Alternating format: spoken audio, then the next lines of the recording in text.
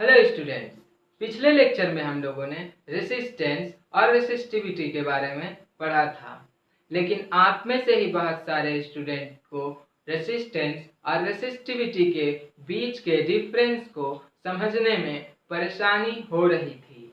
आज का ये लेक्चर स्पेशली उन सारे स्टूडेंट्स के ही लिए है।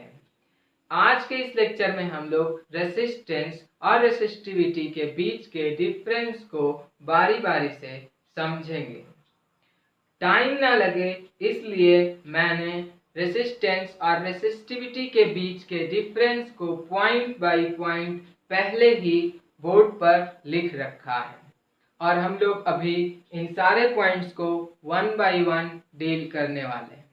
तो आइए स्टार्ट करते हैं पहले पॉइंट से। स्टूडेंट्स, हम लोगों ने रेसिस्टेंस के लेक्चर में ही पढ़ा था कि जब इलेक्ट्रॉन इट मीन्स चार्ज किसी कंडक्टर में फ्लो करता है तो कंडक्टर में ही प्रेजेंट अदर इलेक्ट्रॉन आयंस और एटम से कोलाइड करता है, जिसकी वजह से इलेक्ट्रॉन को फ्लो करने में रुकावटें आती हैं और यही रुकावटें रेसिस्टेंस कहलाता है।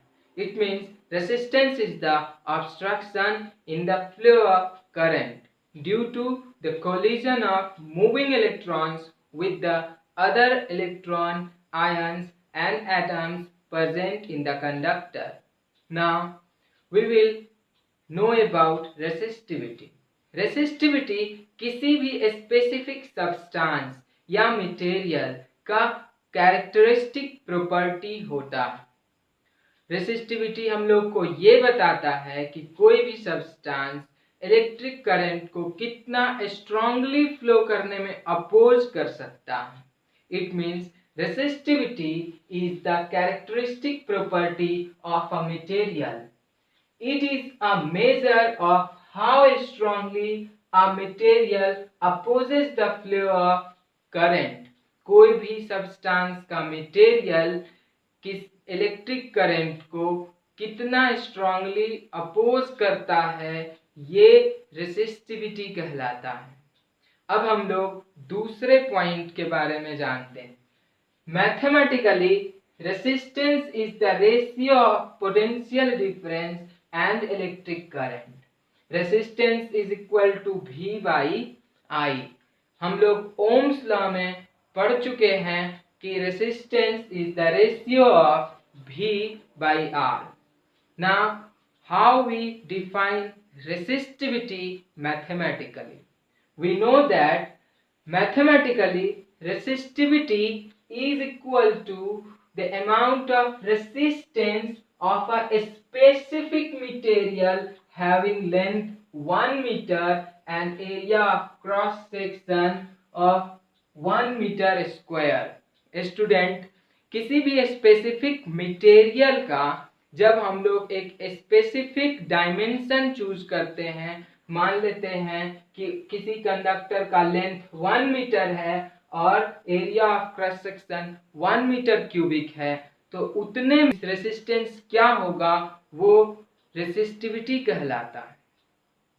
अगर इस एग्जांपल को और भी अच्छे तरीके से समझते हैं, मान लेते हैं कि ये आयरन का बना हुआ वायर है। It means this is a iron wire.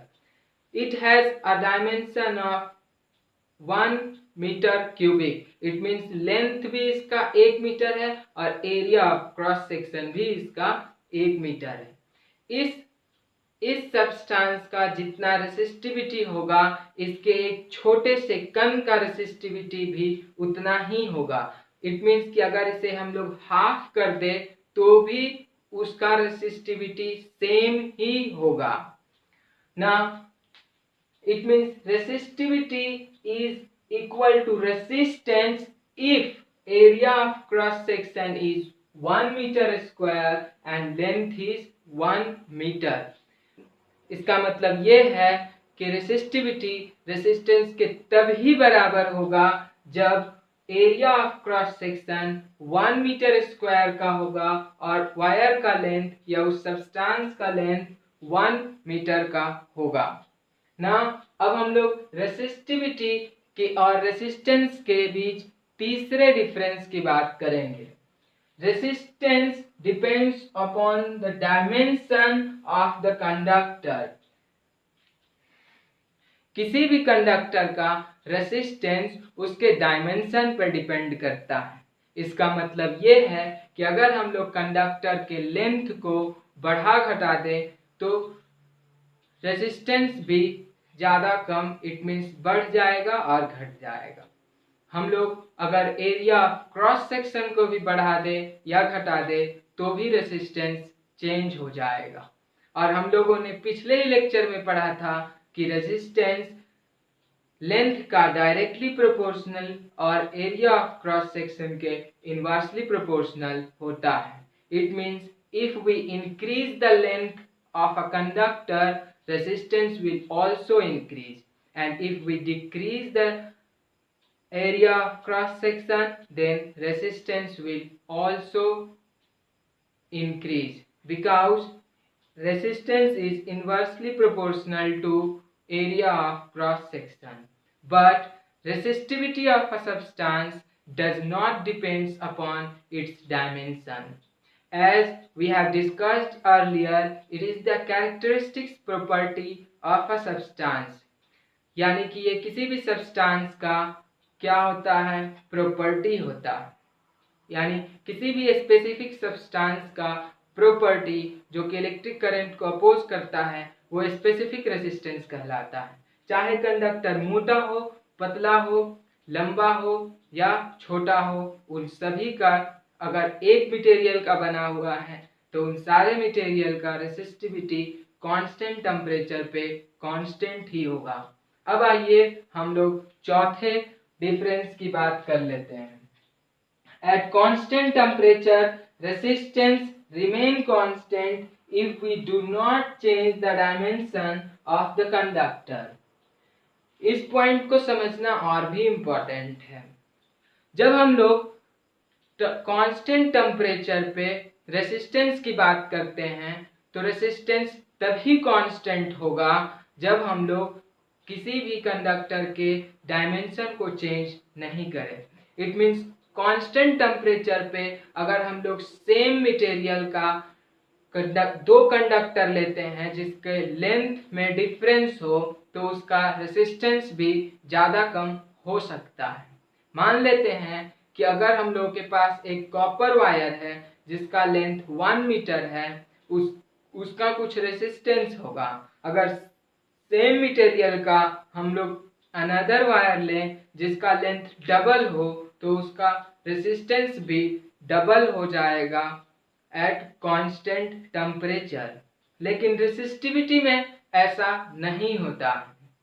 Resistivity में कांस्टेंट टेम्परेचर पे रेसिस्टिविटी भी कांस्टेंट होता है, चाहे हम किसी भी साइज का कंडक्टर या सब्सटेंस ले लें। It means resistivity does not depends upon the dimension of the substance. Resistivity depends upon the nature of the material and the temperature. अगर हम लोग टेम्परेचर को बढ़ाएंगे घटाएंगे तो रेसिस्टिविटी भी बढ़ जाएगा और घट जाएगा। अब हम लोग लास्ट प्रॉपर्टी की बात कर लेते हैं, and the last property is the easiest property. The SI unit of resistance is ohm, while the SI unit of resistivity is ohm meter. Students, I hope कि आप लोगों को रेसिस्टेंस और रेसिस्टिविटी के बीच के डिफरेंस को समझने में अब कोई परेशानी नहीं होगी। तो जल्द मिलते हैं आपसे अगले लेक्चर में। तब तक के लिए खूब पढ़िए और अपने परिवार के साथ साथ अपने देश का भी नाम रोशन कीजिए। जय हिंद।